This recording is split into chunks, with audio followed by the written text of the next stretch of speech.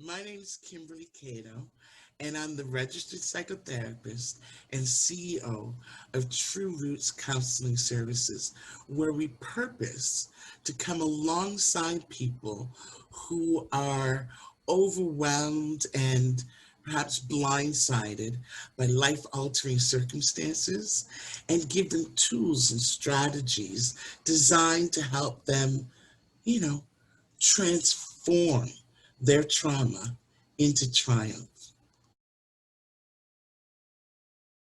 Really excited for the conversation that I had with Tracey Thompson and Latonya Sampson-McDonald, two vibrant, phenomenal Black therapists, one up here in Canada, that's Tracey, and one in the United States, that's Latonya.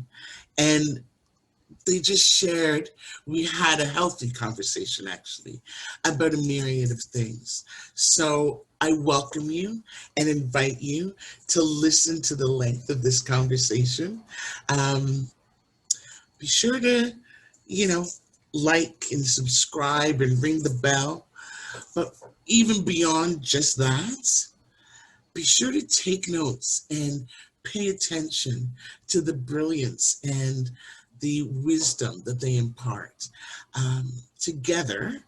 Uh, Not just, you know, the whole purpose of the Black Therapists Speak is to give tools and strategies to people to deal with the COVID and the anti-Black racism and the myriad and multitude of levels of oppression that Black people are facing.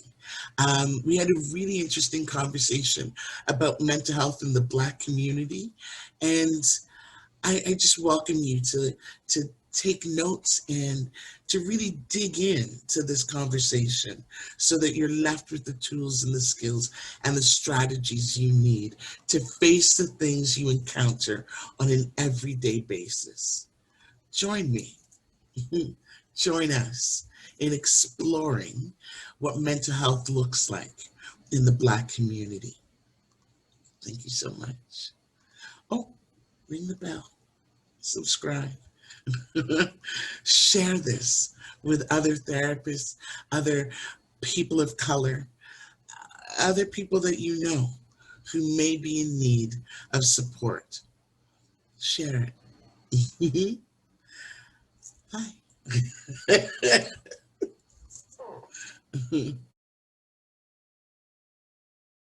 Hey, can you do me a favor? Can you ring the bell? Can you subscribe to this channel? Can you share this message with friends and family? Let them know Black therapists speak. Bye now.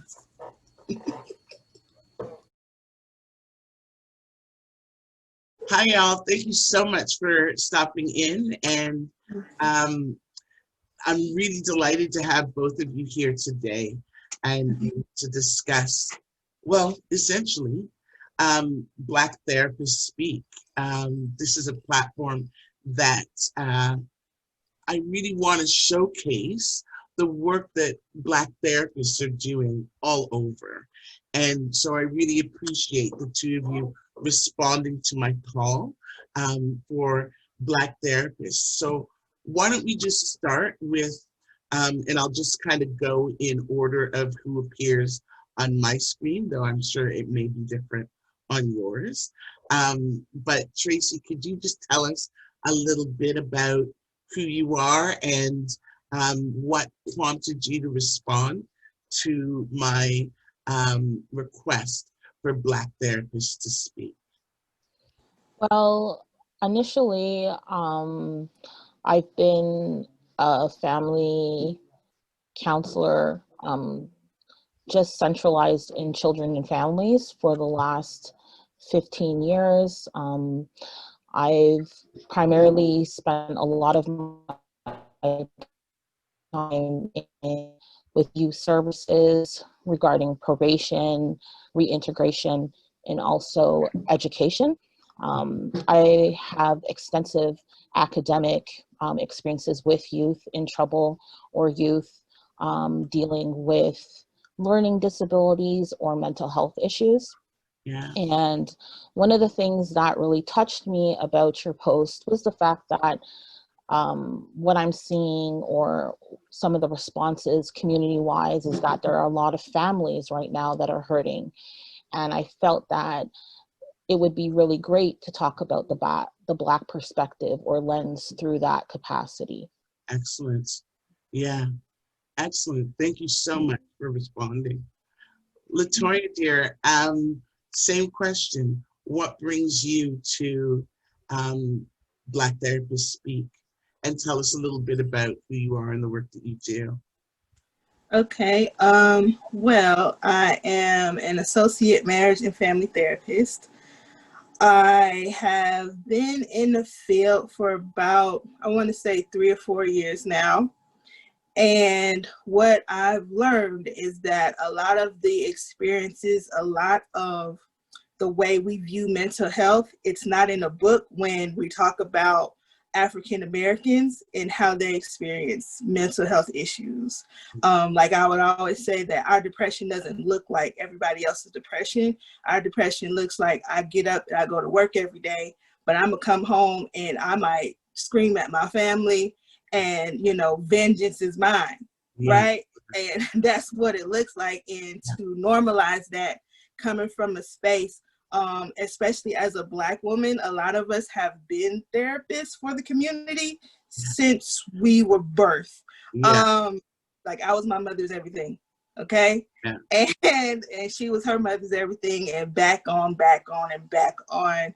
So having that experience and being able to bring it to the forefront and meet people where they're at is kind of my mission. And I've worked for the victims of crime in South Central LA. I've worked in Calabasas for, you know, youth that are suicidal and have addiction issues. I've also worked with adults that have addiction issues from Calabasas to South Central. So it's like I have a broad spectrum of different people that I've worked with, as well as right now I work for DCFS and probationary youth as a therapist. And man, the similarities is everything is related to the childhood, every last thing. Yeah. So being able to impact those different communities, but bring them back home to one, has been extremely helpful.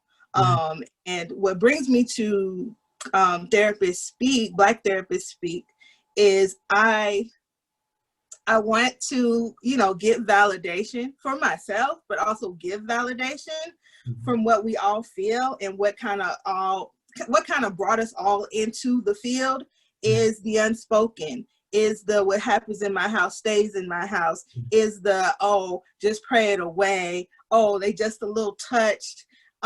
You know, that type of commonality, and not in a shaming way, but in a way to where I could say, I see you, sis, I see you, bro, I understand. Now let's come together and try to make this make sense. Absolutely. Well said. Well said. How do you view what's happening in this era of COVID, and how did that impact the work that you do? Tracey, go ahead. Oh, sorry, Tracey, we can't hear you. I think right now it's been a bit of a sliding scale, where you find people that are in extreme issues of neglect, also the fact that they've been living a very secluded life. Yeah. This seclusion has turned them into people that they no longer recognize. Yeah. And you have to talk to them about the state of brokenness that they may be feeling, or the state of decay. Yeah. So the brokenness is like, usually something has really declined within their life and they believe that's the problem. Right. Or if it comes to a child, the child is the IP, the identified patient. Yeah. Once you get into the family circle, you notice that there's a lot of more festering going on, where there's a lot more breakdown. There is multiple systemic issues that have been ignored and now have turned into a state of disease. And then you're trying to amend these issues because you have to deal with the IP, which is the child, but also the festering situation. So you're putting out multiple fires, right? Yeah. And those multiple fires, a lot of times I find that the child feels the blame for, even though that may not be the identified issue that is like engulfing the family unit or engulfing the structure. If it's second generation child living with extended family, because that a lot happens within our communities as well. And just that piece is big too, where, you know, you'll hear, well, you know, we don't really believe in therapy, but we had to do this.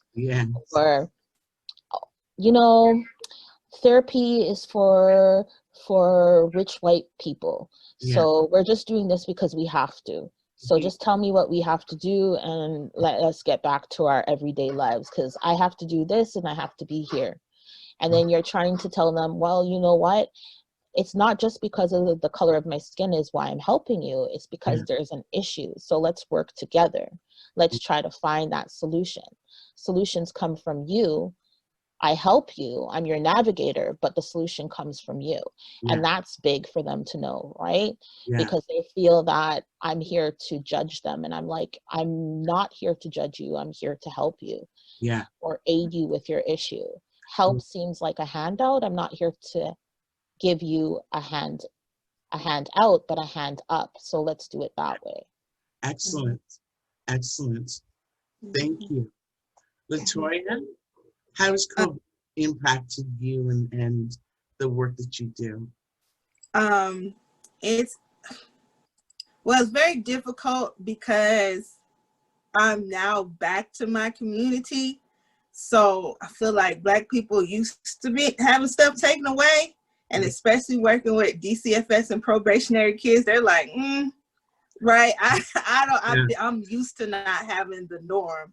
But from the outside, I think it's an equalizer a little bit, right? As far as having something taken away and there's nothing you can do about it. I think the scary part is nobody knows what they're doing and nobody has the right answer. So that part is also difficult. And as well as with the Black community, I think you're gonna run into people who are tired of having things taken away. Right? And then you have people that are just used to it and have normalized it. Like the ones who will protest and the ones that won't. Right. You see what I'm saying? So, or the ones who will be Democrat or the ones who will be Republican or whatever, the ones that will stay in the hood or the ones that will get an education. It's definitely like other people kind of get to see what we experience basically. You know, especially in the difference in the protests, like, you know, you saw like white people going and with their guns and now I don't want to wear my mask. Right? And you don't see the amount of like control and the brutality as you do with the Black Lives Matter protest. And it's just so interesting. Like, okay, you had something happen to you that you don't want to happen, but you don't understand why people are fighting for their lives. And I think people are waking up, right? With that. I think that's why we do see more white people out there at the Black Lives Matter protest, is because, man, I'm being forced to actually sit and look at it. Versus having that privilege to just it don't affect me, so let me just go on about my day. That's a really interesting point too, because what I've noticed with COVID is that work and daily activities were the things that people used to distract them from what's really happening in the world. And once those things were removed, you see you see how people are really not able to adapt to the lack of control and the things being taken away, and the way that they rebel and resist those things. I do see it as there's a cultural response to the taking away of things. And I hear what you mean about black people they do sit in the two camps, where they're accustomed to things being taken away, and the response to that will be either enough is enough, I'm done with you taking things from me, or there's just this apathy. There's this, yeah, what else is new? Right? And you see people, fighting to figure it out, and making a way in the midst of this dry space. And then you see others who are really struggling and really fighting. And like Tracey indicated, that it becomes a layered effect in terms of the impact, the traumatic impact of all of this. And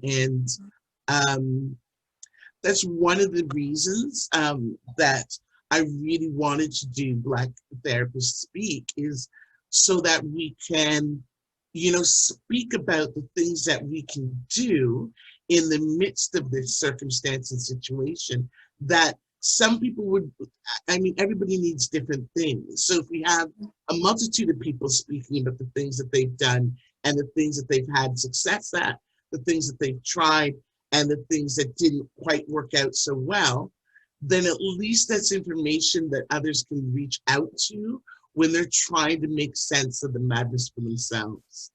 Right. And when you speak about the layered effect, one of the things I think we usually kind of put to the side as Black therapists is the erosion. The erosion is big. Yeah.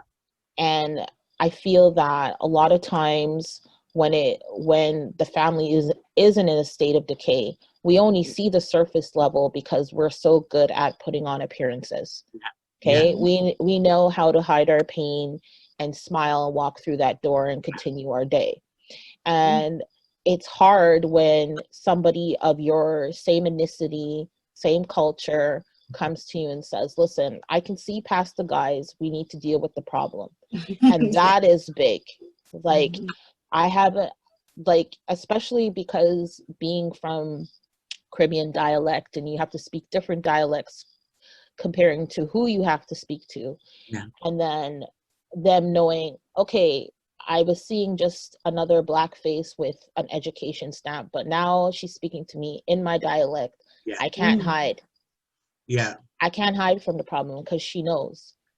She may not have talked to me that way at first, but I say to my clients or families, I have to talk to you in this tone, but after, when we get to certain points, I will be speaking to you in our dialect if I have to get something through.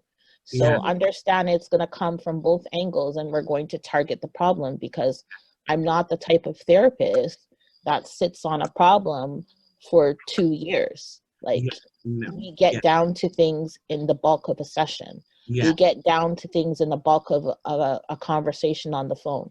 When I ask you to fill out something, I want to know the truth. I don't want to know the sugar glaze. I want to know what's really going on. And getting really genuinely to the heart of the matter. Right. And that's the interesting, one of the conversations that I've been having is really about therapists, Black therapists, being available to people who are also identifying as Black. And because there's the running conversation that Black people don't access mental health. And I have a theory on that, but I wonder if you can respond to that question. What are your thoughts, Latonya, on the statement that Black people don't access mental health? What do you think might be the reasons as to why? And have you ever encountered this as well? Yes, it's Latonya, by the way. Sorry. I'm sorry. It's I'm okay. so My sorry. whole life, it's okay. I used to it, but yes, I've definitely experienced that. Right. Yeah. Especially when I worked at a high school as a therapist, and if I see a child that used to be an A student and now they have depression, bring your mom in here. Let me talk to them, right?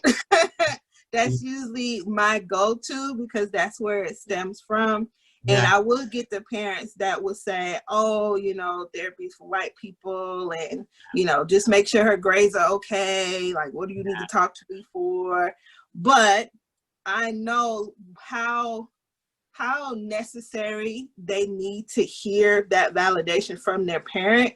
So I have to reach the parent. I can't just turn a blind eye to it and be like, well, you're supposed to know better. They don't, because what is an adult in the first place? When we see an adult get angry or frustrated and cuss people out, does that look like an adult or does that look like a 5-year-old? Right? Yeah. So what I usually do is connect to that 5-year-old that can't hear their daughter's pain or their son's pain over their own, right? The one that needs that validation. See me, or nobody else gonna get seen, right? I have to give that one a voice there. And I've had like clients that were older, domestic violence clients, that needed to, they wanted validation from the abuser, right? Not validation, but closure. Yes, closure from the abuser. And I'm like, no, let's go back into your history and find out why you thought that this was okay. Like who confused that for you? You get what I'm saying? And 9 times out of 10, the history is the same. Oh, my grandmother used to get hit, or my auntie's getting hit right now, or the relationship with my mom. Like she was very hard on me, or my dad was, he made sure or whatnot. And my view now is different because I've been able to make the connection for them based off of our culture. And our culture is that slave mentality. I need to beat you into submission, right? Instead of using this part.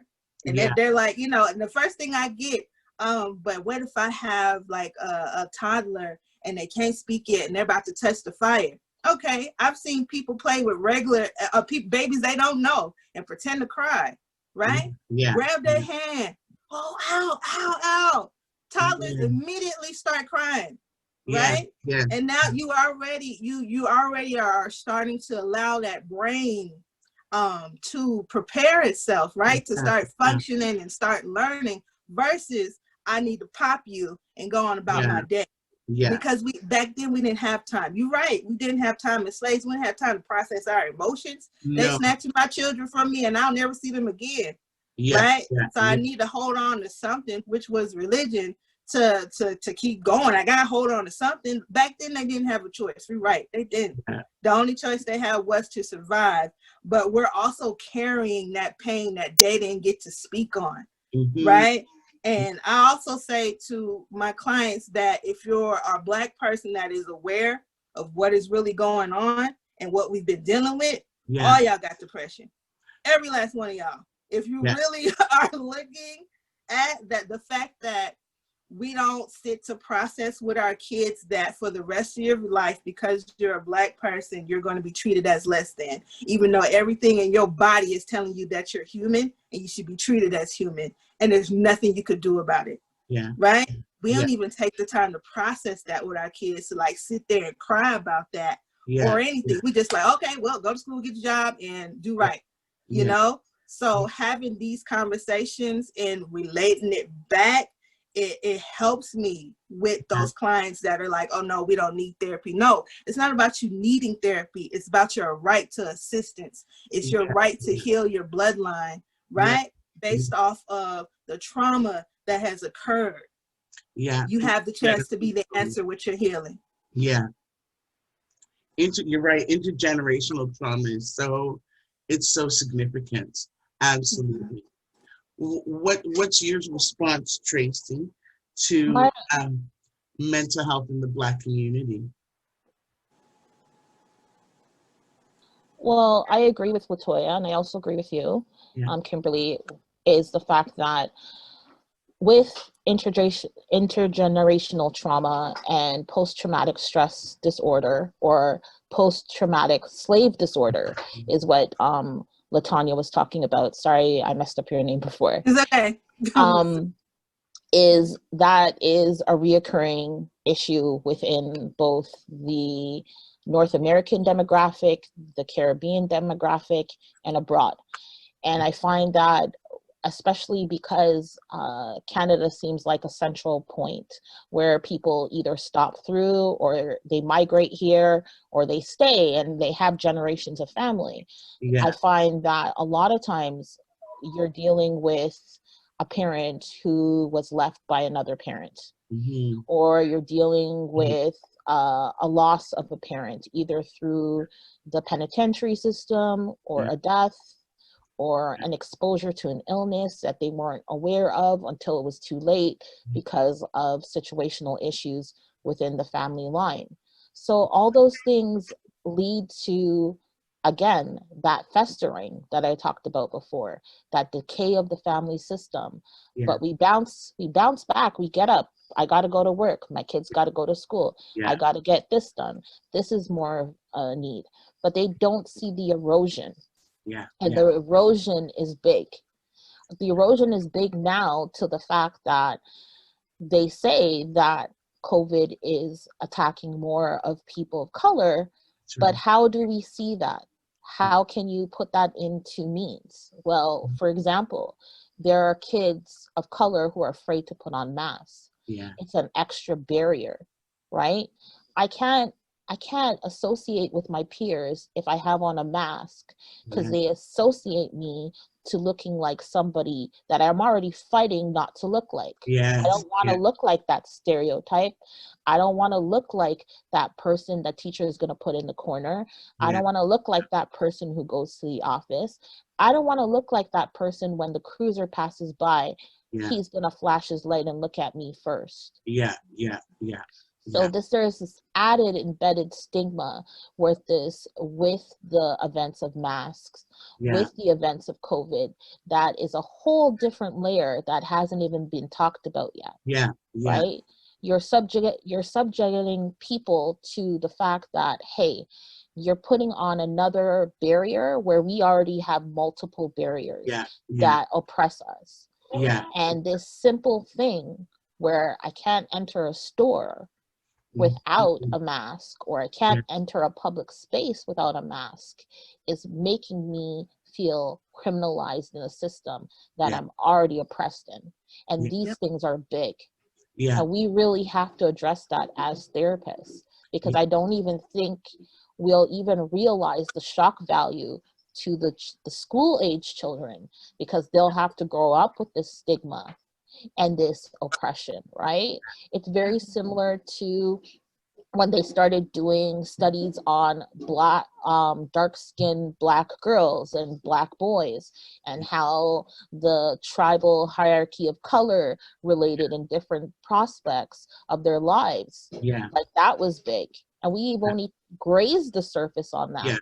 So imagine putting the emphasis of physical aesthetics on top of this mask. What is that going to do?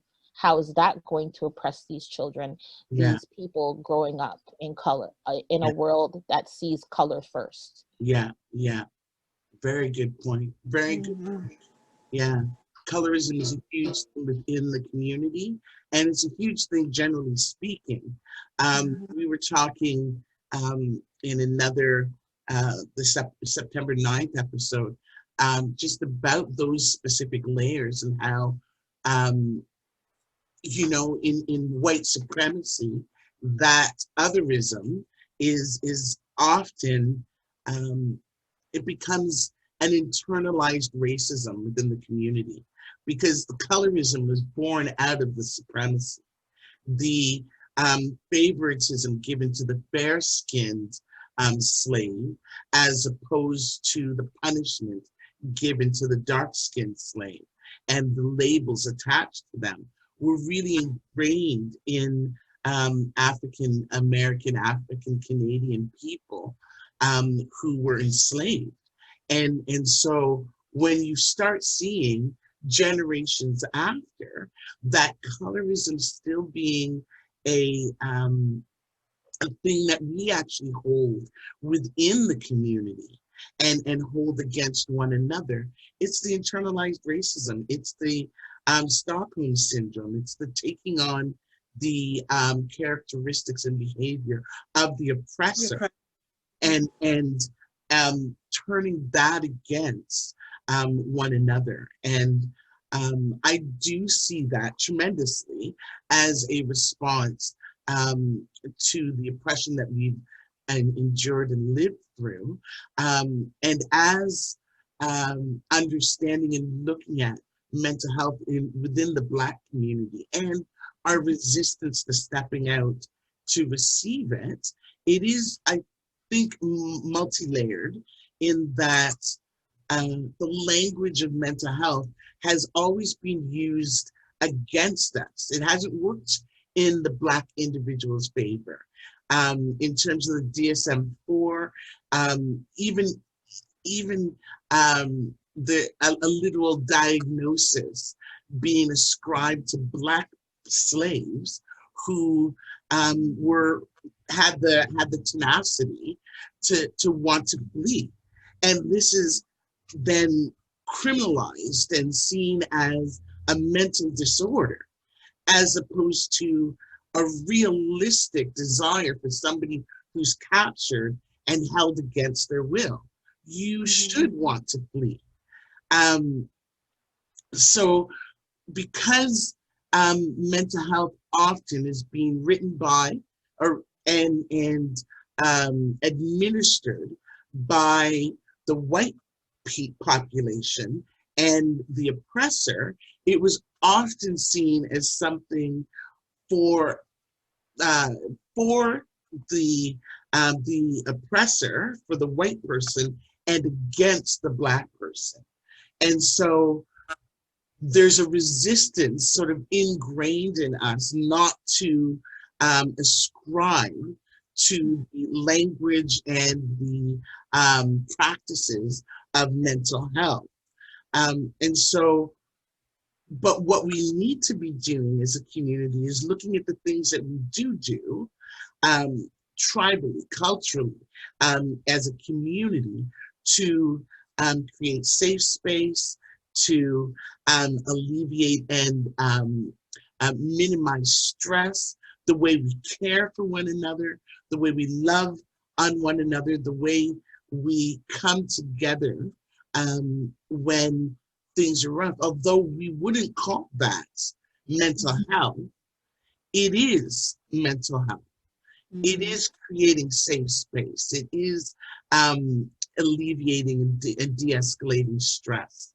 But I think we need to really work on the language. What's your response to all that, or do you have any?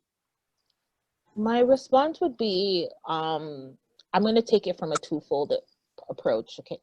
Because I deal with clients that are from the continent, so they've never dealt with slavery. And then I also deal with clients that are originated in either the States by slavery or clients that have migrated from the Caribbean. So it's the dysphoria on 3 different frames. And the dysphoria look when it kind of deal with clients that who've come from the continent and have not dealt with slavery but have dealt with colorism. Their approach to systemics and the pockets within society that don't accept them, especially when it comes to therapy, is very unique.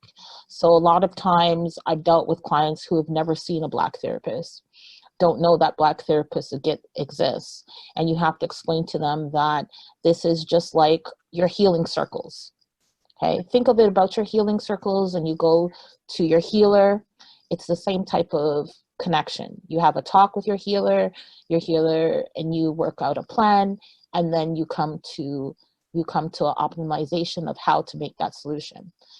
And then you have the people that born generations, and they've been accustomed.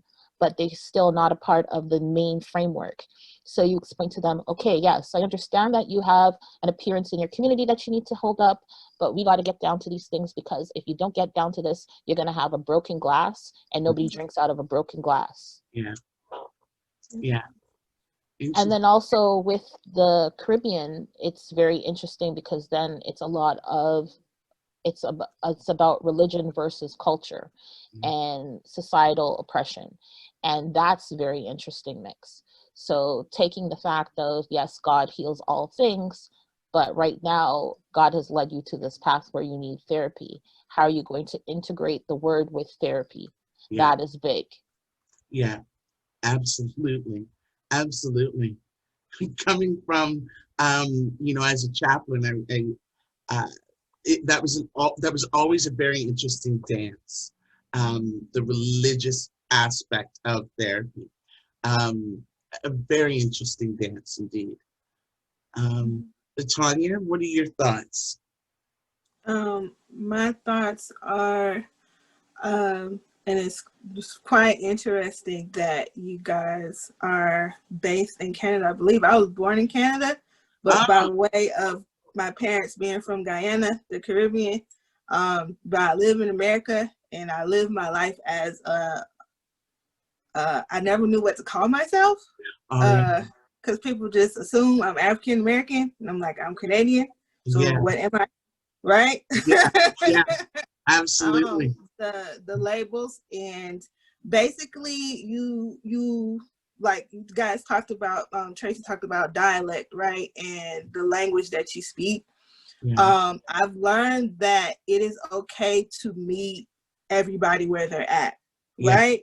And we don't have to hold on to the things that are so-called true of the culture, because a lot of the things that we hold tight to the culture don't come from our culture. Like we talked about earlier, only white people go to therapy. I remember I even talked about this with a gang member that I'm counseling, and talked about the whole no snitching thing, right? And I'm like, you really think that came from our community? Look at what happens when these former police officers like blow the whistle. What happens, right? Like, they get fired. You see what I'm saying? Faster than anybody that committed an actual crime. And a lot of times when we see, the police officer, shooting an unarmed Black person, a lot of times we do see that, we're just going to transfer you. And then we look at their history, and they got a whole history of doing the same thing, of excessive force. They have that history. So there's a lot of things that are placed in our community that we have to start to unveil and let them know that just because it's white doesn't mean it's right. Right. And there's certain situations, there's certain things, a certain aspect that, like, America kind of thrives off of us being broken and staying broken. So it's certain things that we've glorified that they push on us, right, to stay broken. So I always have to relate it back to myself, right? And humanize that and show that, okay, I can change, I can wake up, so can you, but let's bring it to where you understand it, right? Like, even when I always have the conversation about, okay, stop hitting your kids or whatnot, I always, okay, tell me that story when you remember that whooping, right? Because everybody remembers it. That story that you 70 years old, still remember that time when it was a bit too much for you. And like, we also got to be honest with ourselves. When you hit, it's a release you get out of there, right? And I also tell the parents, like, a lot of times to even strike pain, to inflict pain, you got to be in a sense of rage and anger, right? So you not only hitting them because of the shoes are out of place, but you hitting them because you hate your job, can't stand your spouse, you're not doing what you want to do, and also you can't hit back the person that abused you in your childhood, right? So that release comes from there, and that's not on your child. Your child didn't ask to be here. And then sometimes they say, well, I'm working 2 jobs. And I'm like, wait a minute. If you're a Black person, you knew how this world was before you brought your child into it. So how dare you blame them because you got to work hard, right? Yeah. You see what I'm saying? And because nobody normalized or let them weep about the pain of that, they're not finna hear their child say anything. You see what I'm saying? So I always try to connect it back to there, even with people who are not in our community. Yes. Right? Yeah. And that's another big lie, because they think only Black people hit their kids. No, that's not true. Yeah. That's not true. And one of the scariest things is that we've been all fed this lie of what the American dream is, right? Even other countries have been fed the lie of the American dream.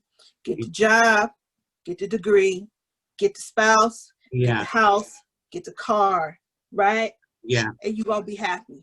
Yeah. Why do you see a CEO of a company jump off the 10th story and kill themselves? Yeah. Right? Because I think that's the scariest form of depression. Yeah. Is that, wait, you told me that if I have all this stuff, I'll be happy.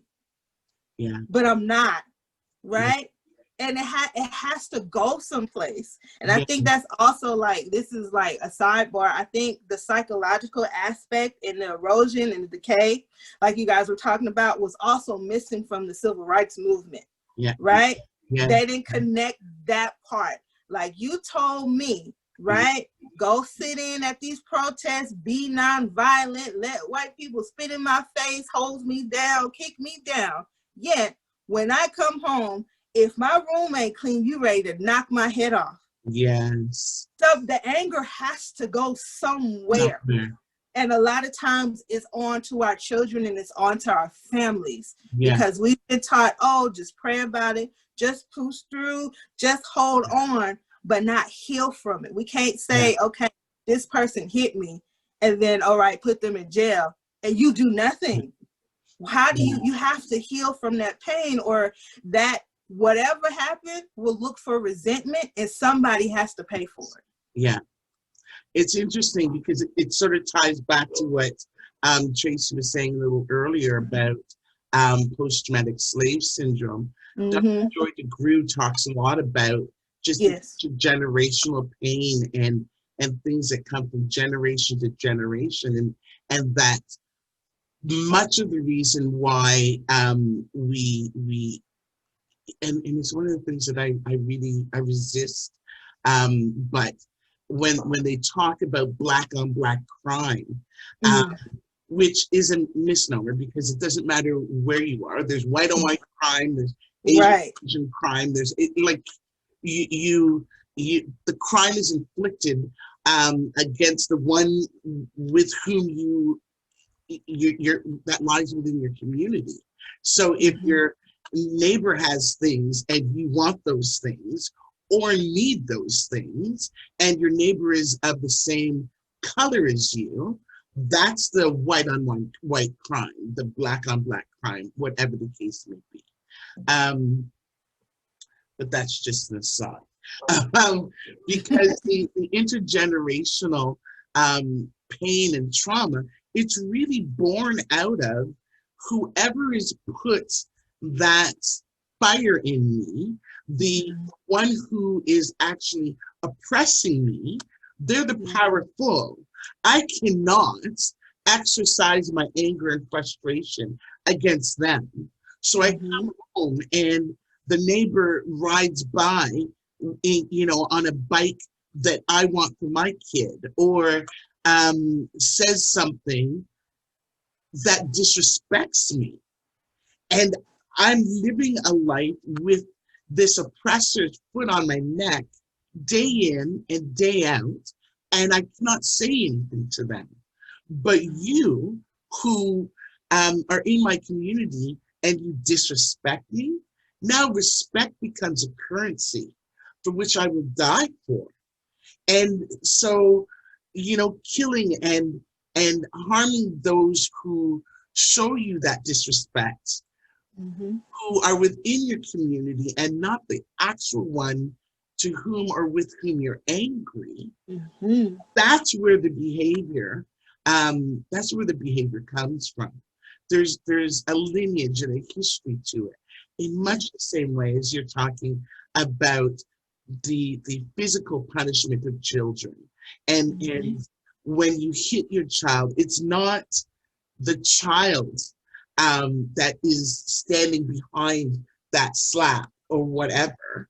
There's a whole history behind that.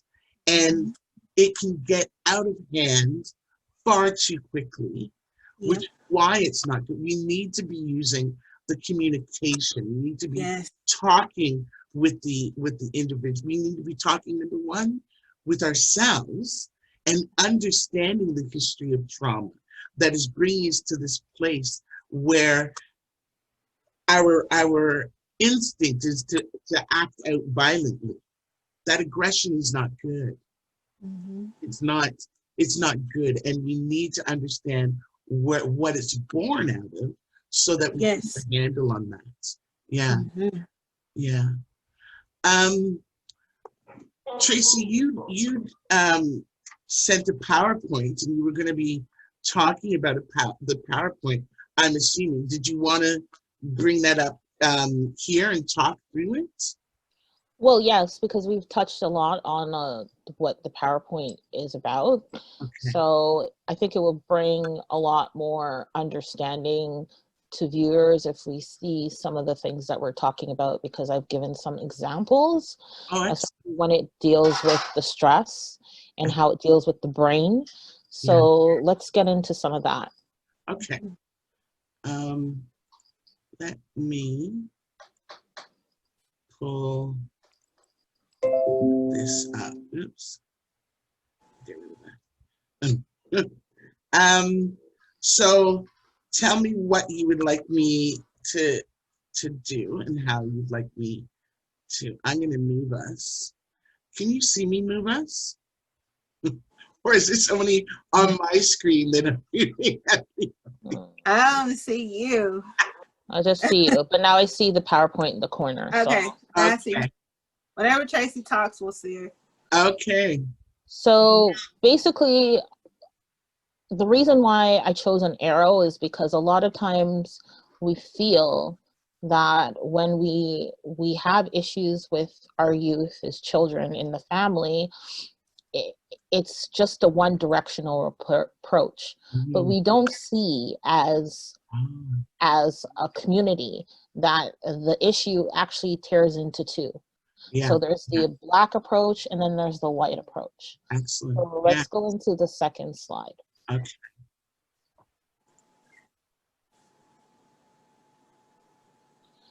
So basically what's really been going on is the fact that we've been talking about as therapists united today about our caseloads, our outlets, the approaches within our families, our friends, and also community members. But what are the kids actually hearing? What are the kids actually feeling? What are they actually getting to?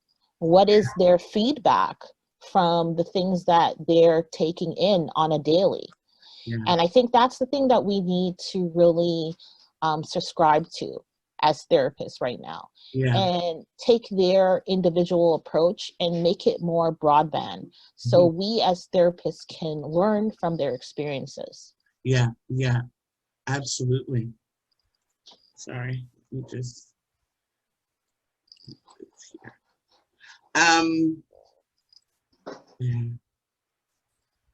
Analysis of the social problem. Okay. Right. So I like the fact, one of the reasons why I did reach out to you, Kimberly, is because I like the fact that you talked about George Floyd.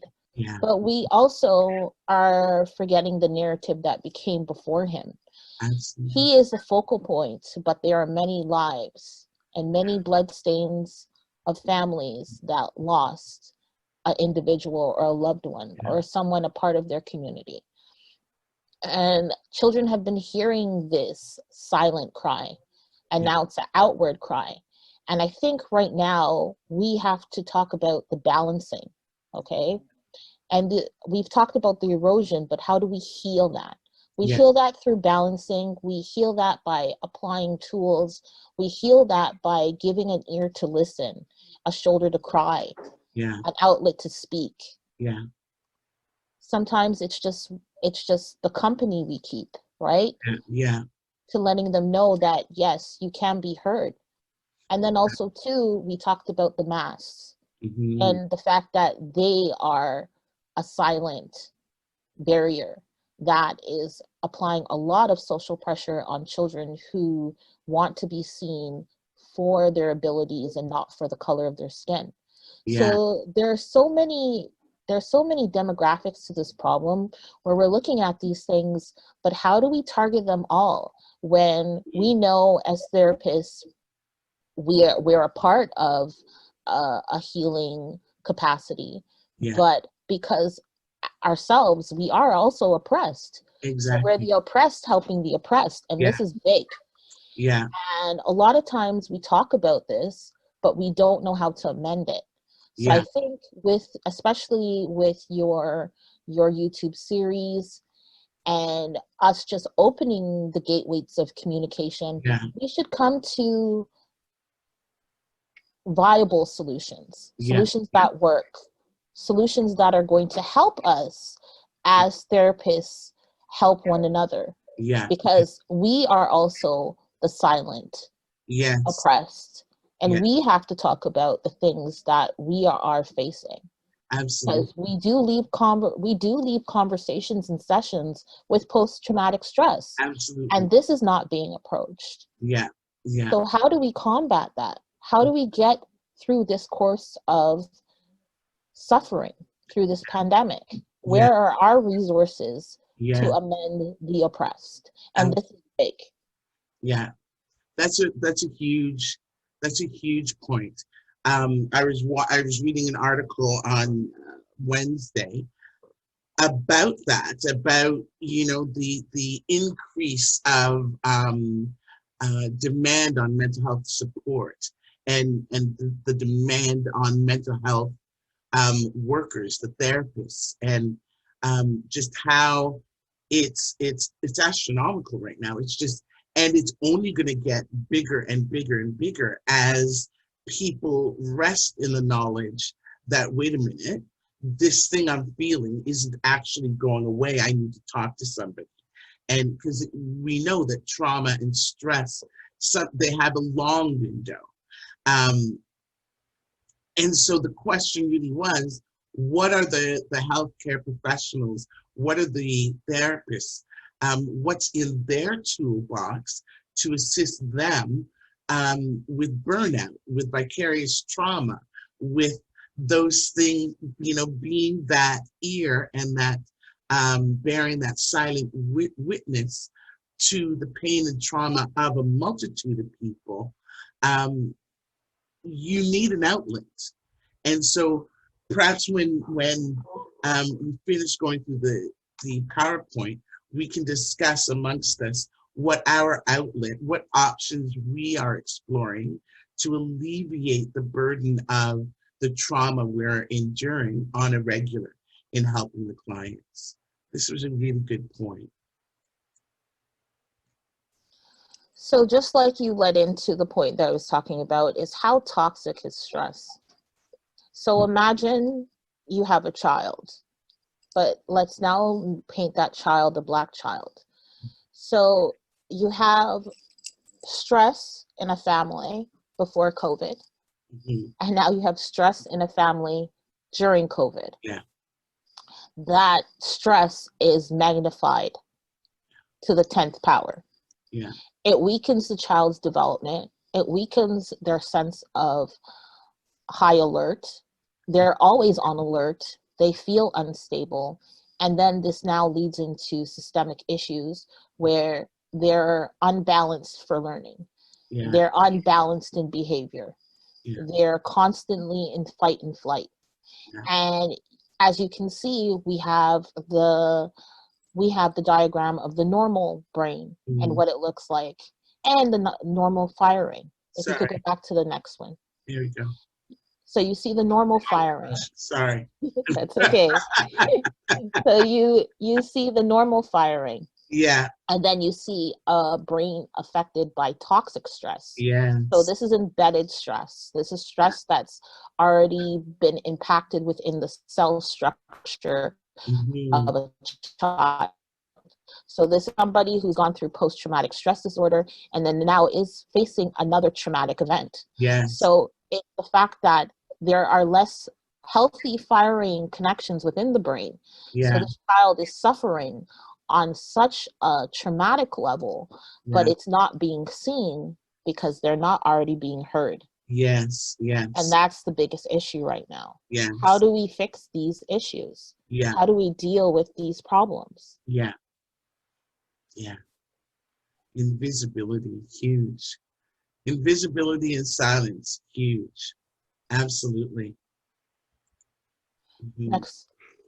So again, like I was speaking about stress, Yeah. I'm also talking about the nervous system and Yeah. the vagus nerve. Yeah. And the fact that a lot of times we don't think that the stress that we feel is affecting us, Yeah. but it is. Absolutely. It's the fact that the body is not able to navigate as quickly as it used to. Yeah.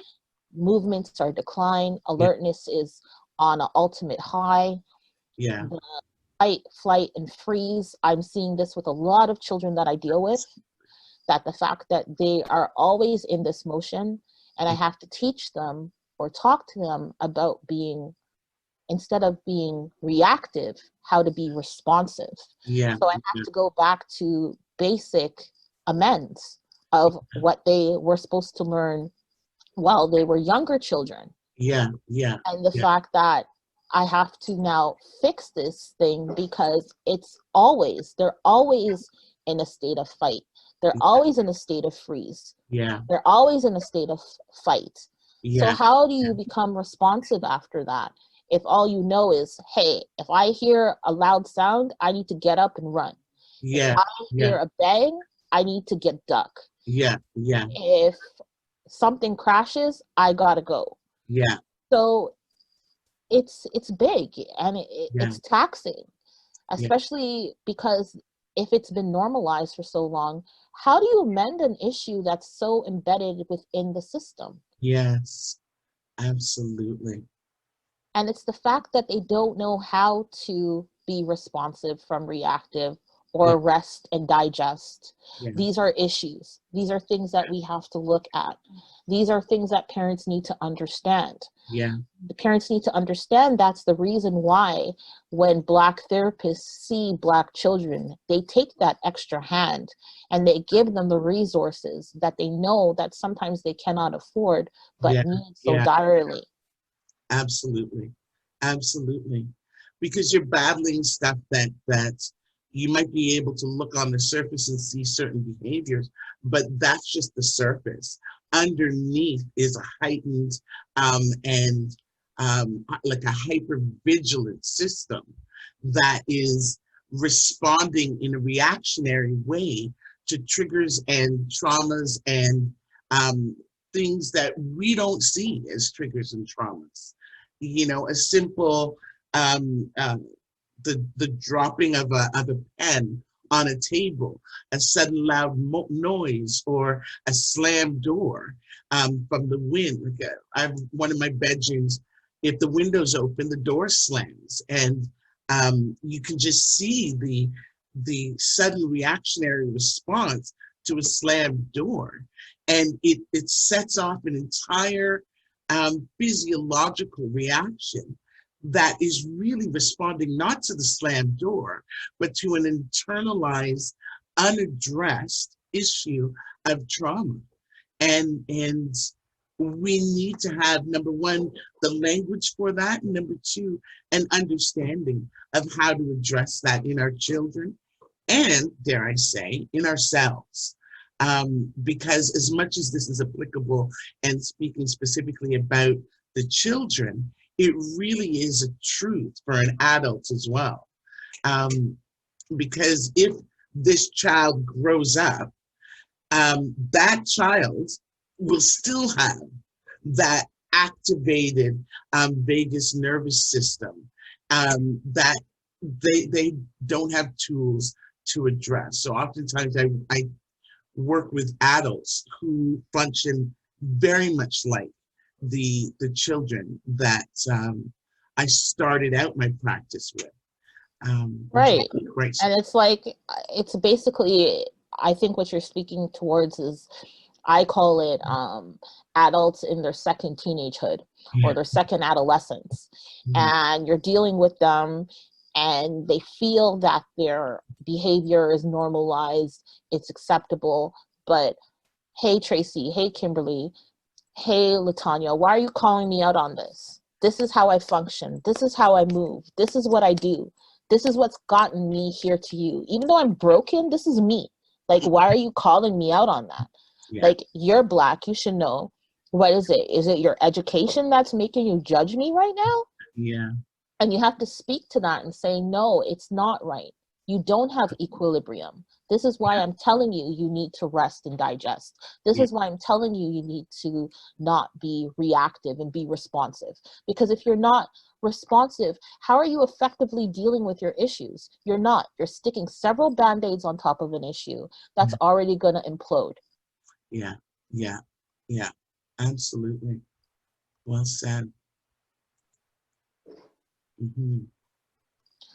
So the other thing that is really hard to talk about is the fact of protesting, and I'm really glad that Latonya brought it up earlier, and the fact that children sometimes understand and sometimes they don't. Yeah. But how do you get your voice heard if you don't understand the well-rounded message of what's happening? Yeah. What are some of your thoughts, Latonya, on what we've talked about so far, and the fact that you've seen and been a part of some of the protests and been around the culture? We have it here in Canadian society, but not to the magnitude that it is in the American fiber right now. So how would you speak to that? I speak to it as, I would say there is healing and validation, right? I think that's the main point about the protest, and learning to find the healing, right? But there's also another side. Okay, yes, we may have people who come from the oppressive nature, starting to wake up and fight with us. But there's also a piece that Black people are used to collecting scraps. You see what I'm saying? And just dealing with it, based off of what you're talking about, like the putting several Band-Aids on it, right? We're used to that and we've normalized that. So you're telling me I could have had something different, or I can have something different? That might even be traumatizing to somebody. Like, I've been doing it this way this whole entire time. I think that's where we're going with that. And I know you guys mentioned earlier about how they like to use Black on Black crime. And even got us using that. Like, even us, like, even in rap songs, people saying, they don't care about Black lives mattering until they matter to you. But what we're losing is a human knows that they're being treated differently based off of being able to see somebody else being treated differently. So that's where the dig, that's how we notice racism and discrimination, is because we see that you're capable of giving somebody else that doesn't have the look that I have, or the education or the class that I have, better than you treat me. Yet you want us to continue to be silent about it, right? Also, when looking at your PowerPoint, Tracy, and we're talking about the childhood, I want people to understand that just because we're talking about the childhood doesn't mean that we're discrediting that you're an adult now. No, we want that inner child of you to be heard and to be understood, and for you to connect it back. Take your, you're adult, you're a parent, take that out of the equation and really look at all the stuff that you had to suppress, that you had to ignore, that you had to push through, that you never got healed. Right? And I always think about the fact that our children are a manifestation of our unresolved issues. We're not just talking about the child you have, but you, even as a parent, you as an adult, you're a manifestation of your parents' unresolved issues. Right? So it's okay to have some healing.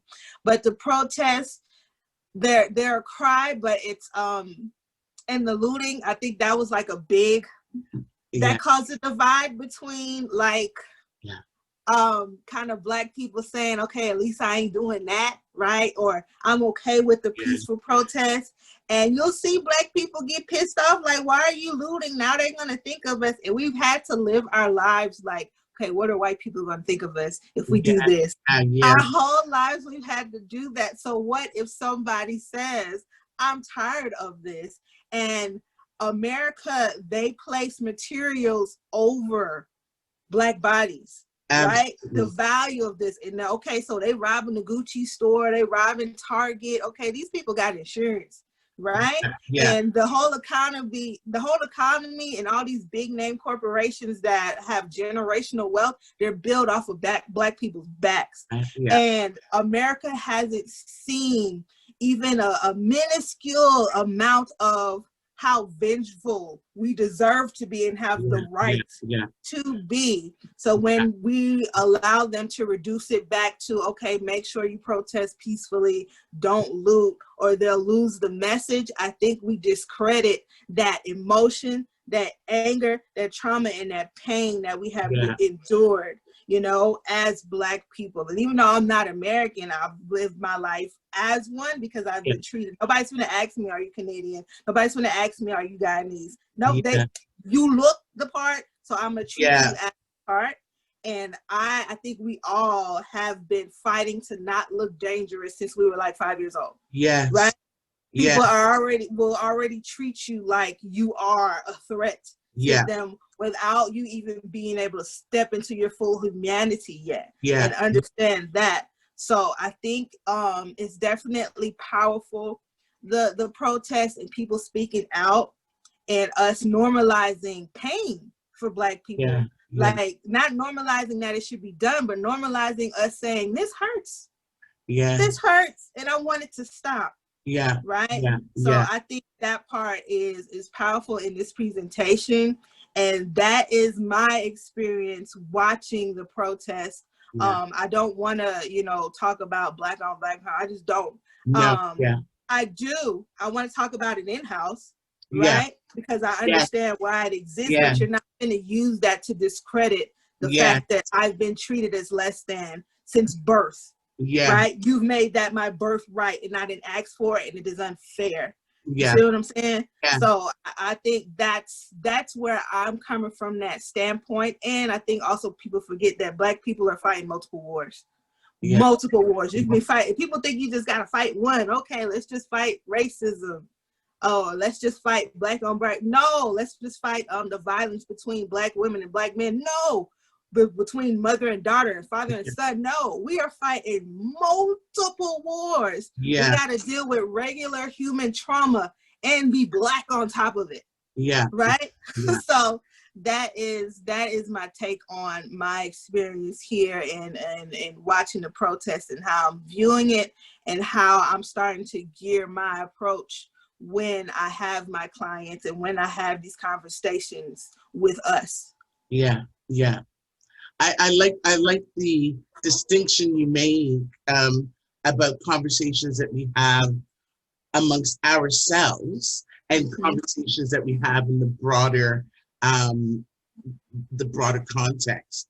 And it's true, when we talk in-house, there's a different conversation, and it does need to stay in-house.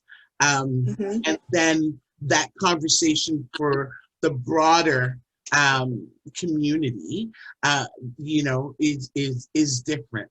We have issues that we need to address in and amongst ourselves, and which is part of the reason why I, in addition to doing Black Therapists Speak, but I needed to have a forum for us to have those conversations just amongst us. So that we can understand where we're coming from and then have that broader conversation from a unified voice. This is where we are. This is what we're saying. This is what we need. This is what we want. But I do think part of the healing comes from us unifying together privately and then coming out publicly. In terms of the protests and the distinction between protesting and looting and all of it just becomes such a distraction, and which I find frustrating because the message is simple, right? Equality for all, justice for all. Like the system of white supremacy must be obliterated, period, full stop. And but that is not a situation or system that yields gently or quietly, right? And so you get all sorts of things being thrown out. No, no, no, no, don't look here. Look over there. Look over there. Look over there. Look at that. What about that? And you know, just so that you don't go anywhere near the actual issue. And so I think we really do need to be mindful and remain focused on the actual issue, and then just fling off all the things that it's tossing out as the distraction. But I think as you get closer to the real issue, the distraction, it becomes frantic, you know, like with its head cut off. It's running frantically. And that's that frantic nature is kind of what I see in much of the conversation around the protests. Right, but also too, one of the things I want to point out is the intersectionalities, which the two of you have loosely spoke about in both of your responses to the question. And the fact is the intersectionalities when it comes to the chaos, the intersectionalities where you're fighting multiple wars or multiple problems or embedded problems or systematic trauma, right? Or severs within the community. So you're dealing with these multitudes on top of a systemic issue or problem or a family decline or a societal decline. And then you have to balance, you don't have an ability to balance yourself. You don't have an ability to see yourself through because, hey, you weren't taught to see yourself through, you were taught to react. You're taught to react to an issue. You're taught to, if this happens, I do this. If that happens, I do that. If this happens, I do this. And I'm okay with that because it's just about getting your footing. It's not about having on both shoes. And that's the primary response that we need to amend is having on both shoes, being well equipped. Understanding what our rights are, understanding that you don't have to live in a state of chaos. Yeah, you may have grown up in that chaos, but that chaos does not serve you. So getting back to that healing capacity, getting back to the mindfulness. A lot of what I do in my private practice is a lot of healing and breathing techniques. What people don't realize is when you are in a state of decline or a state of trauma or inflicted issues of anger or pain, you breathe very shallowly.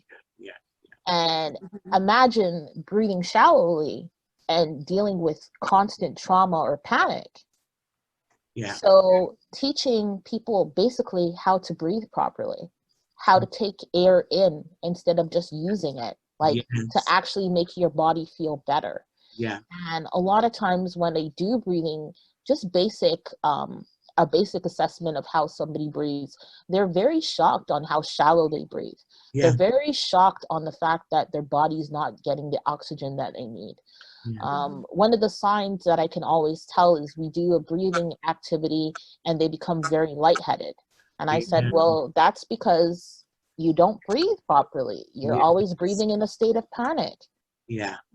Right? This is the reason why you feel that way. This is the reason why you feel like you have to run. This is the reason why you yell. This is a reason why you feel like, hey, if my child's not going to act right, I'm going to hit them, because you're in that state of flight.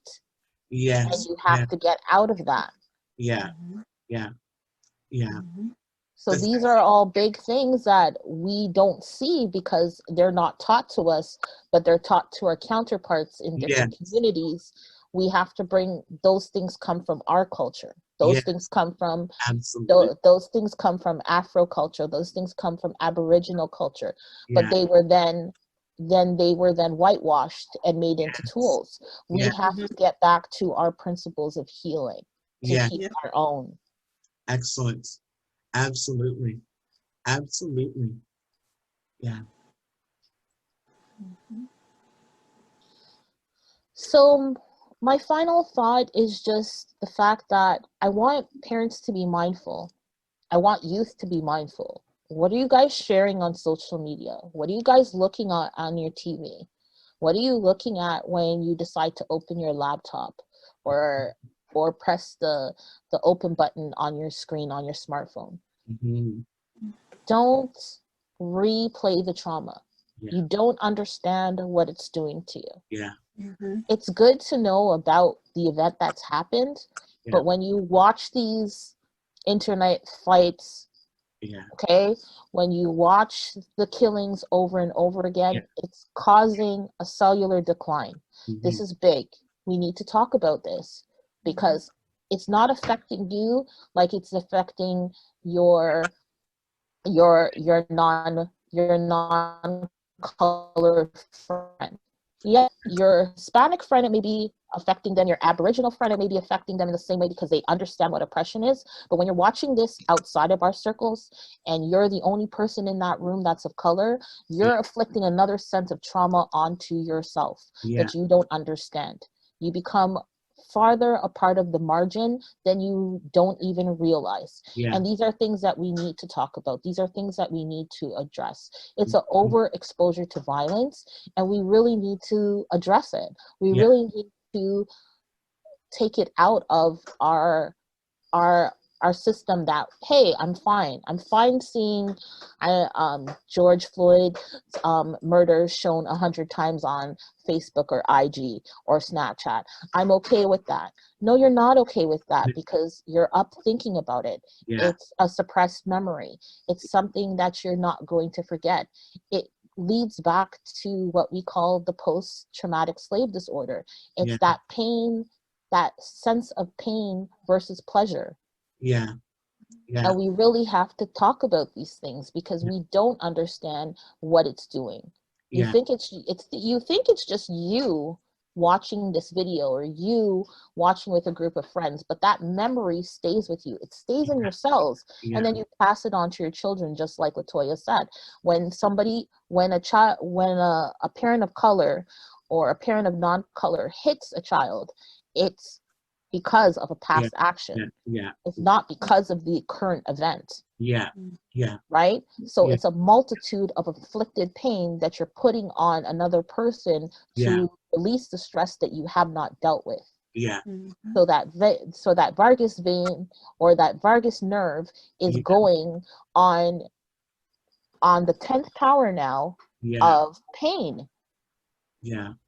And it's embedded. It doesn't stop.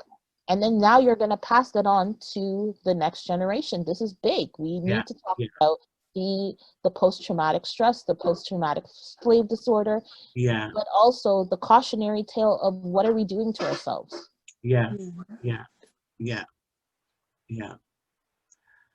I've routinely been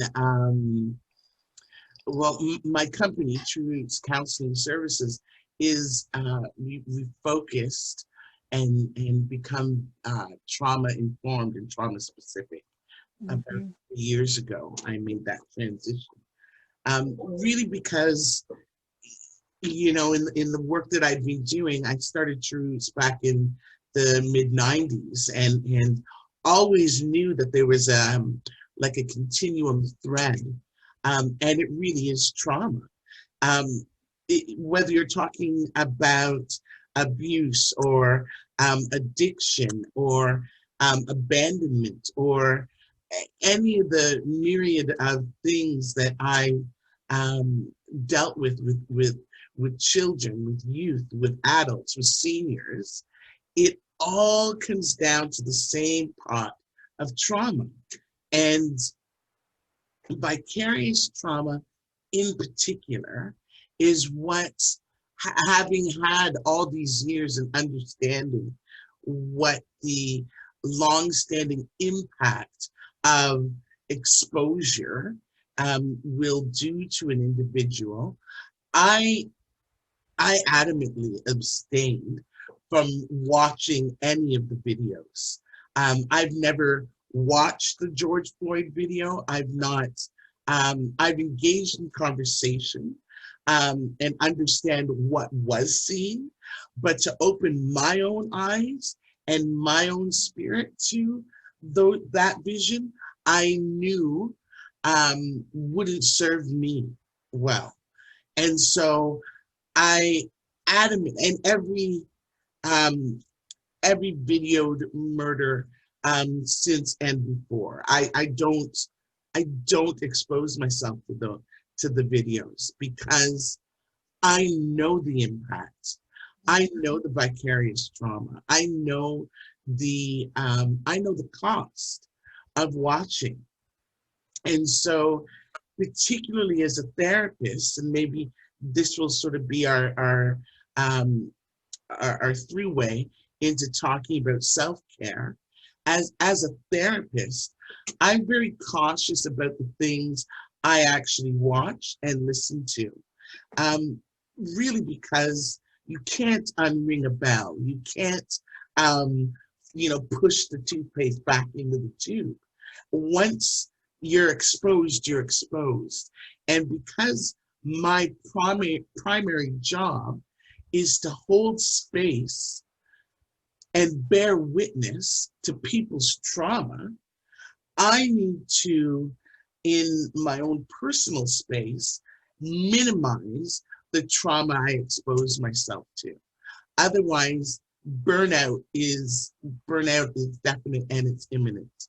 And so that's one of the things that I do to care for myself, is watching quite closely the things that I take in.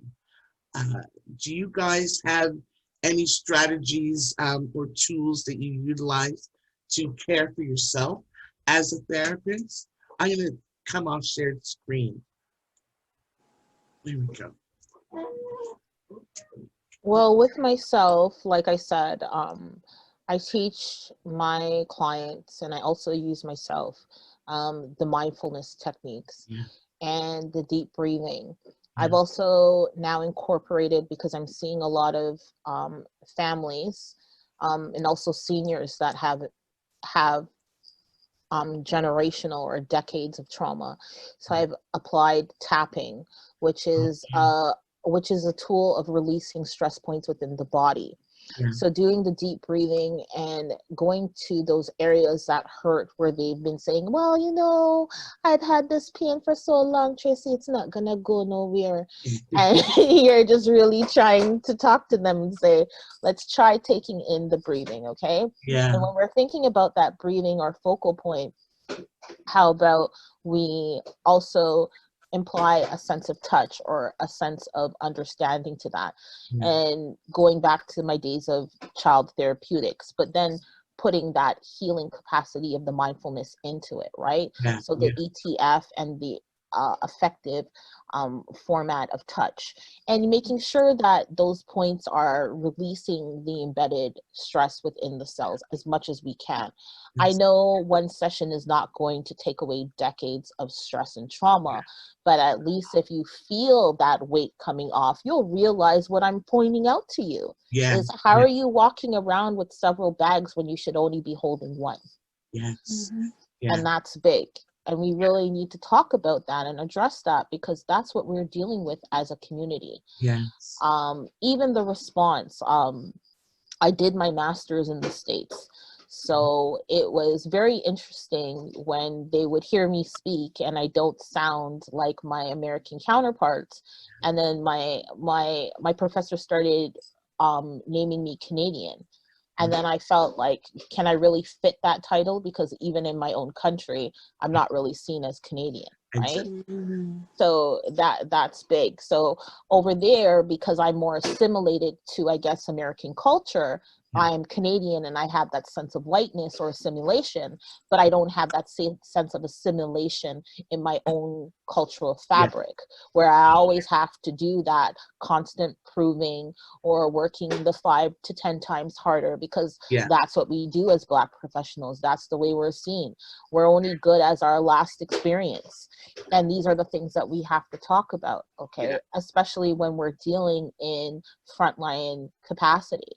Yeah. And I also feel, I don't know about you, Kimberly, I don't know about you, Latonya, but I'm also seeing other healthcare professionals that have burned out because they don't have any sense of therapeutics or any sense of healing or a way to diffuse themselves from the constant exposure to stress and embedded trauma. So these things are very interesting too, right?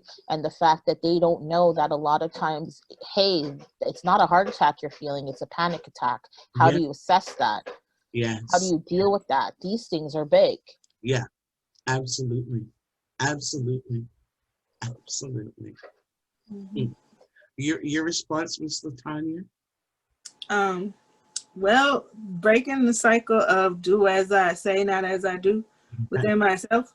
I have a therapist, not letting her go as long as I'm in this field.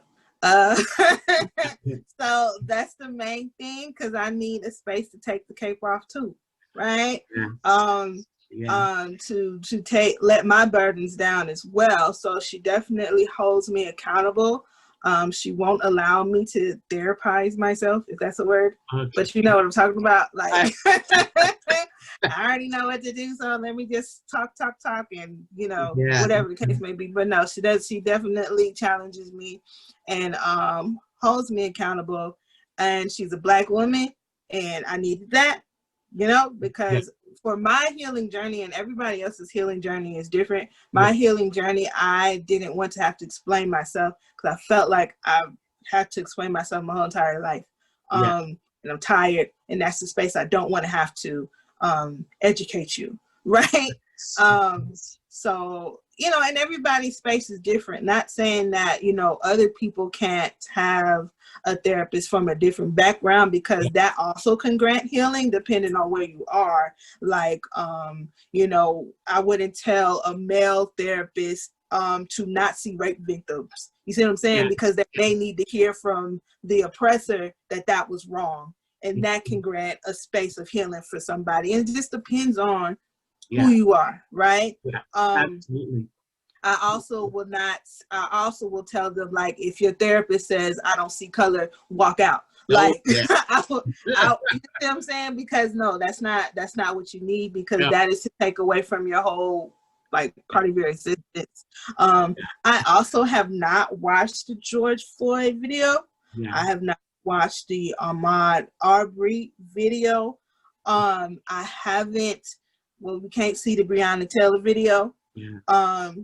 But yeah, I feel like there might be a numbness there that I feel like it's a part of strategy. I don't want to be a conspiracy theorist, but from my own experience, I remember going to a PWI, private white institution, for my master's in counseling psychology. And I remember it was around the time where Philando Castile and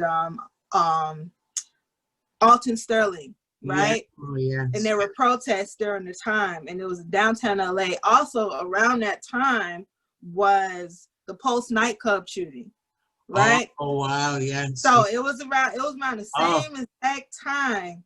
And the university I was going to is also a Catholic university. So they sent out prayers, and I seen them also when Trump got elected. They sent out prayers, and if you need immigration services, we got you. But when it came to these shootings, dead silence, right? We also had like a mental health forum with the LAPD. And I'm thinking, I'm gonna go to this mental health forum and I'm gonna get some healing. They talked about immigration, and if your child has autism, like, can we have bracelets? They didn't bring up and it was led by 2 Black professors. They didn't bring up nothing about police brutality whatsoever. So, you know, I had to call my professor to the floor, and I'm just like, okay, I'm thinking, like, I'm finally gonna get heard. But the whole university is in this sense of, I feel like you feel like we should all just be used to it, right? Yeah. So I'm just like, okay, if I have a rape victim that's been raped from the 3rd time, should I tell her or him, oh, you should just be used to it? Why does this still hurt you? Right? I shouldn't. So, you know, I had to speak up. And the fact that I remember having a presentation around that time, and I'm walking to the campus because I was in walking distance, and I could barely pull myself together. And the reason why I could barely hold myself together, because I'm getting ready to go to a class where I have to hold back my tears so I don't make my white counterparts, my Hispanic counterparts uncomfortable. That's right. Right? And nobody's going to notice. And I had one white friend at the end of my presentation ask me, was I okay? And the fact that I'm just like, okay, I'm trying to not make you uncomfortable when I don't even feel comfortable in my own skin right now. Yeah. What is that saying? Yeah. So I'm just like, we have to, the thing is, we have to normalize, all of us, even as healers, because a lot of us are natural born healers, right? It's already in our DNA to do that, especially as Black women. Oh my gosh. Take care of everybody and don't take care of yourself. That's why we got, you know, breast cancer, high blood pressure, all that, right? Because it has to go somewhere, like we've been saying this whole entire time. But I think it's so important that we even normalize saying this hurts and I can't, right? Because remember they used to say, oh, don't say you don't know. Then not say you can't, right? Especially with us. Oh, let me give you something to cry about. What you cry? Fix your face. You see what I'm saying? Like from a young age, and it travels on to adulthood, to not only are we treating each other like that, but we taught the world to ignore our pain. You see what I'm saying? And how dare you act out? Now you angry. But like, why is that a dig to me? Why is that an insult? No, I have a right to be angry because you have provoked me. Right? So normalizing that, normalizing that is part of my healing. When I normalize it in me and say, I'm not going to be hurt anymore. And when you hurt me, I'm going to let you know that you hurt me, and I'm not about to apologize for it. Right? That was extremely helpful for me, because I found my voice at that PWI. After I noticed the silence, they couldn't tell me nothing anymore. And I remember we had, I don't know if you guys had this in your program, group therapy. We had group therapy, but people weren't actually utilizing as group. Like, I'm like, when we in group, I'm not your therapist. I am a member. And that part, some of them couldn't wrap their heads around, because I'm like, no, I'm gonna be real and I'm gonna be honest. And they would try to ask, I'll go off on somebody, and they'll try to ask me, well, what if she's your client? Pause. She's not my client. We in group right now. Okay. So normalizing our own emotions, normalizing my emotions, and telling myself I have a right to feel pain, and I also have a right to seek help and to seek healing, has been helpful for me. Excellent. It's true. They and when I say they, I mean an entire system really feeds on our silence and insists upon our silence. And we're so, from birth, well, intergenerationally trained to understand and alleviate the distress of white people. And we rise to that occasion at the expense of our comfort, at the expense of our own, even beyond comfort, at the expense of our own health. We rise to the occasion to ensure that we minimize discomfort in our oppressor.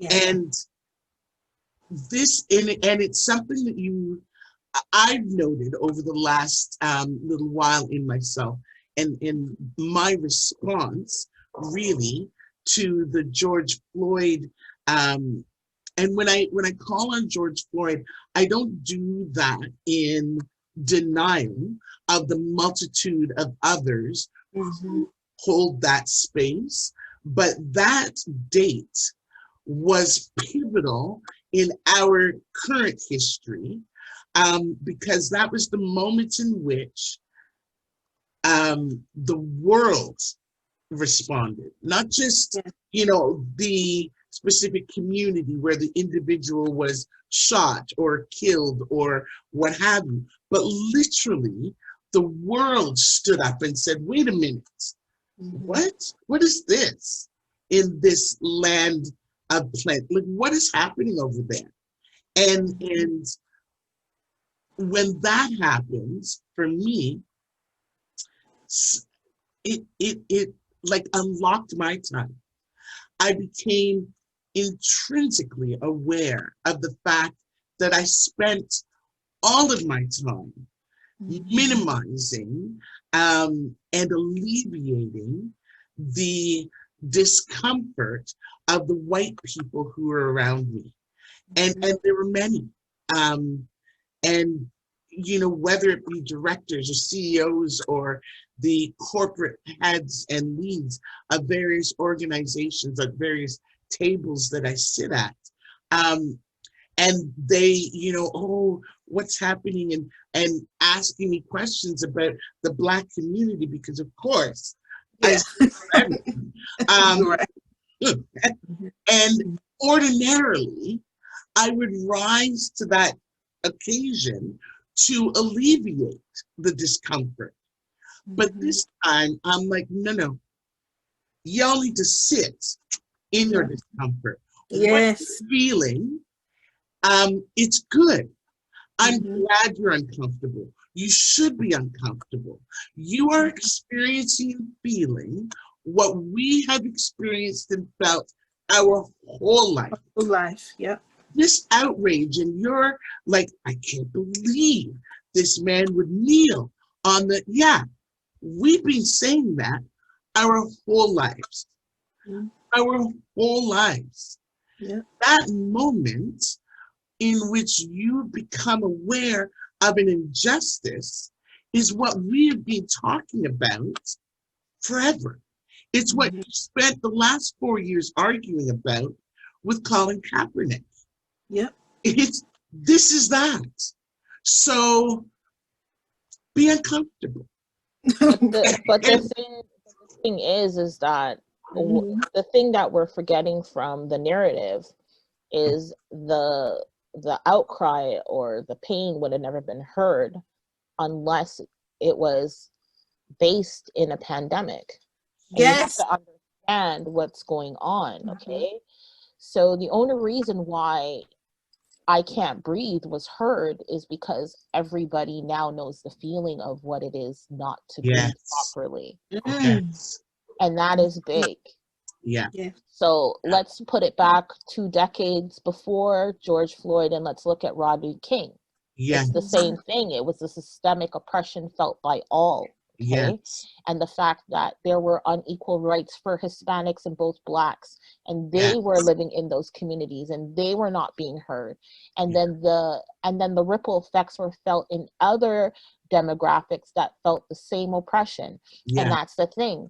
But now we're seeing a global oppression of people who have not been heard, people of color who want to be heard.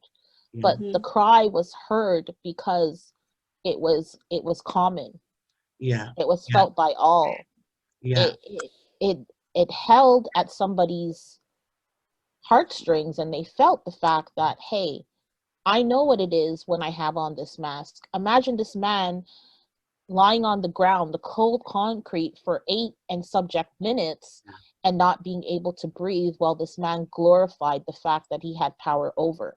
These are the things that we need to talk about as a community. These are the things that we need to hold up and say, this is not right.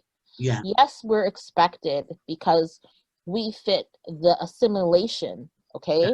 Yeah. Of this is the good Black person, so let's talk to them. They're not in trouble. They know us, and they'll talk to us on a level where we can take a little snapshot of what they're going through, Yeah. but we don't have to take it all in. Yes. And I said, no, if you, all of my friends who know me on a personal level knows, if you don't want to talk to me, don't come to me, because all I have to give you is the truth. Yes. I'm going to give you the truth. It's raw, it's cut, and you're going to digest it, because that's what I deal with. I don't have time to sugarcoat it. Yeah. Yeah. Yeah. That's exactly true. And I'm like, the details is what we need when we tell these stories. Yeah. And I forgot one major one when I was telling you guys about my experience going for my counseling degree. Yeah. My professors were all therapists. Okay. Nobody thought to ask me, was I okay? Yeah. So that, like, that, we just, it's so normalized. Yeah. Right? And Yeah. we have to, even ourselves, like, be willing to do what we're asking our clients to do. Yeah. Right? Is Yeah. to bring Yeah. this stuff to the forefront and Yeah. figure out how to heal our community. But first we got to heal ourselves. Yes. Yes. Yeah. Excellent. Excellent. Ladies, thank you so much for this conversation today. This was really beautiful. I'm just going to do a quick go round. Is there anything that you feel you haven't shared that you'd want to share? So any last comments that you want to share? We'll start with you, Latonya. I want to say that the only way to change is through education. Yeah. I think we need more empathy for ourselves. As Black people, we got to do things differently than what was taught to us, and be able to, like we said in the beginning, like, tell truths to those lies that we've been told, and not try to beat somebody figuratively and, actually into submission and into thinking our way. Just because our experience may be different doesn't mean we can't be empathetic towards all of our different experiences. And you have to ask yourself, like I tell my clients all the time when they want some type of revolve is, do you want to be right or do you want peace? Yeah. Right? Like, we got to get away from this elitism that we have. This, I know we like the Black excellence. Okay, wonderful. But I also think that in itself is divisive. Yeah. Right? It's okay to understand. If you understand why that Dylan Roof had mental illness, why he went up and shot up all the Black people in their church, why can't you understand the mental illness within the Crips and the Bloods? Yeah. Right? And why they go to that lifestyle. If you can understand, that, all right, this woman decided to be a doctor, okay, you should understand why this young lady decided to be a police officer or even a stripper. Like, trauma leads to everything. Yeah. You see what I'm saying? And you show up as human at the end of the day. And that's what we need to give back, to.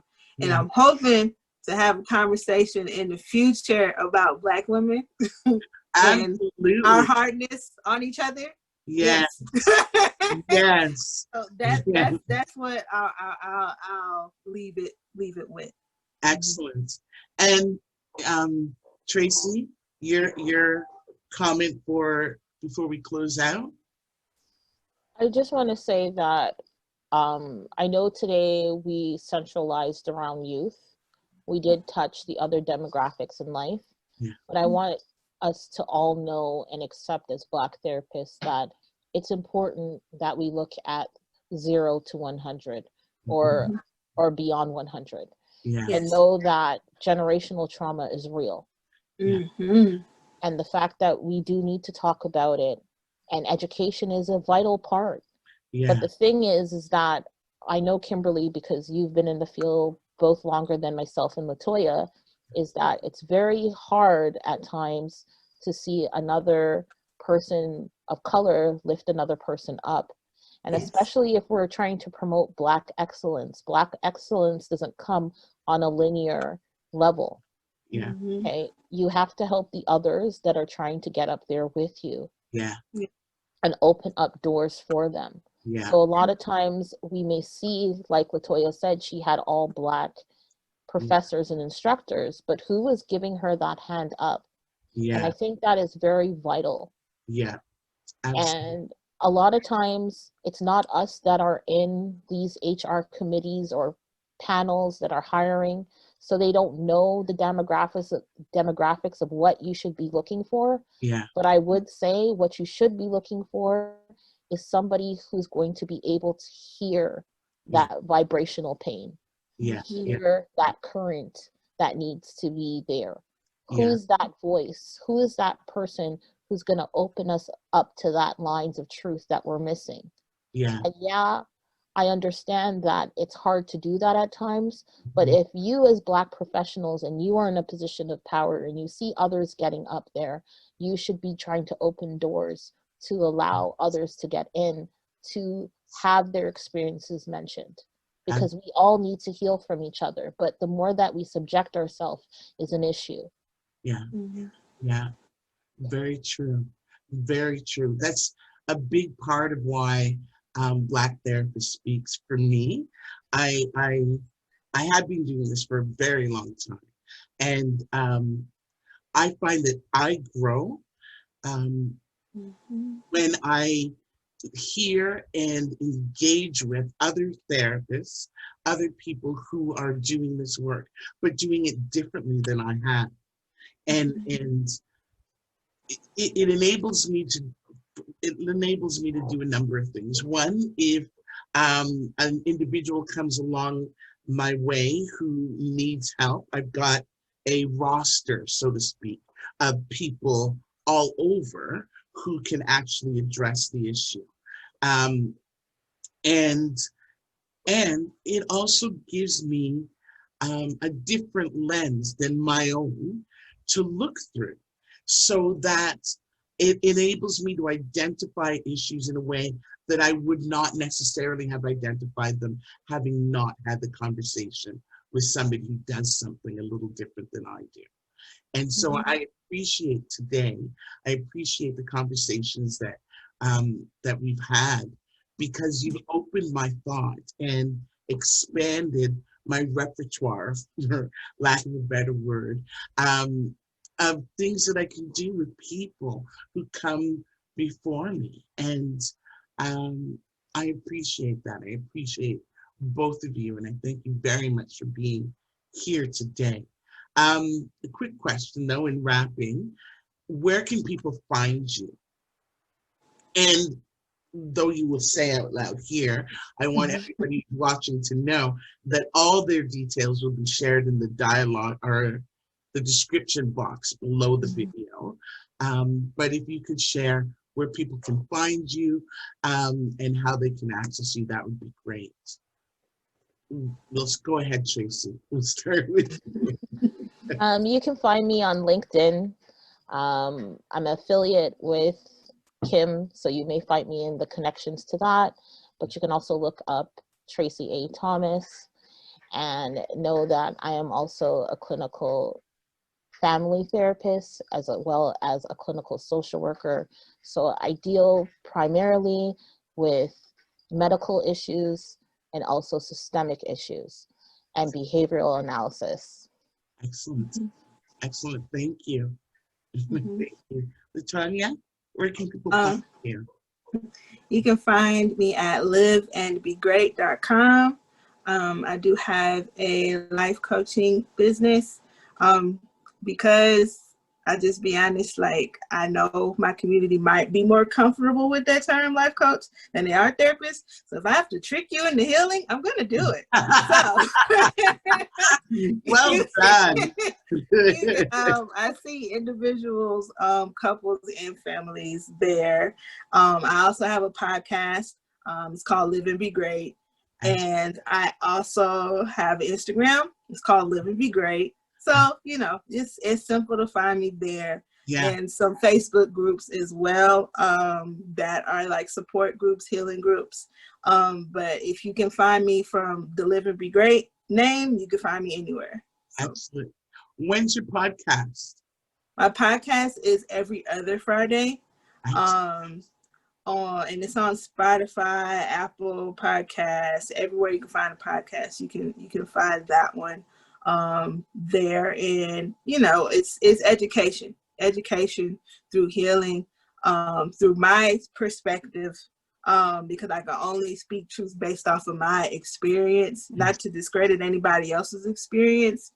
I actually don't even have to explain that, but I'm gonna do it.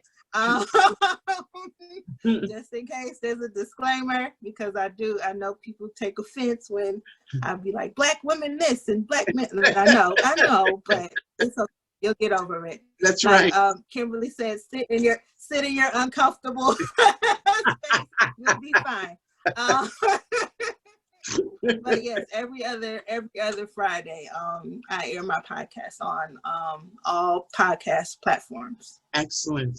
Well, ladies, thank you so very much for sharing your wisdoms today on Black Therapists Speak. And know that their contact information, as I said before, will be below. And I look forward to another opportunity at another time for you guys to come back and share. Should you want to or have other things that you want to say.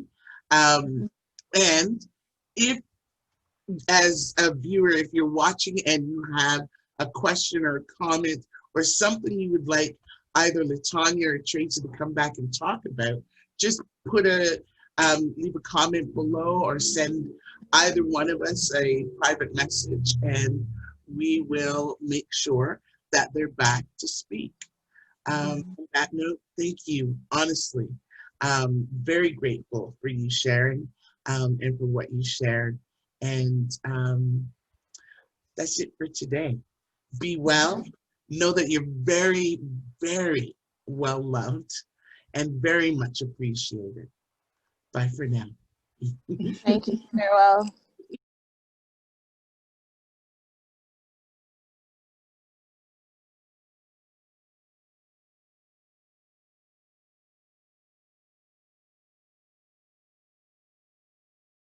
Hey, can you do me a favor? Can you ring the bell? Can you subscribe to this channel? Can you share this message with friends and family? Let them know. Black Therapists Speak. Bye now.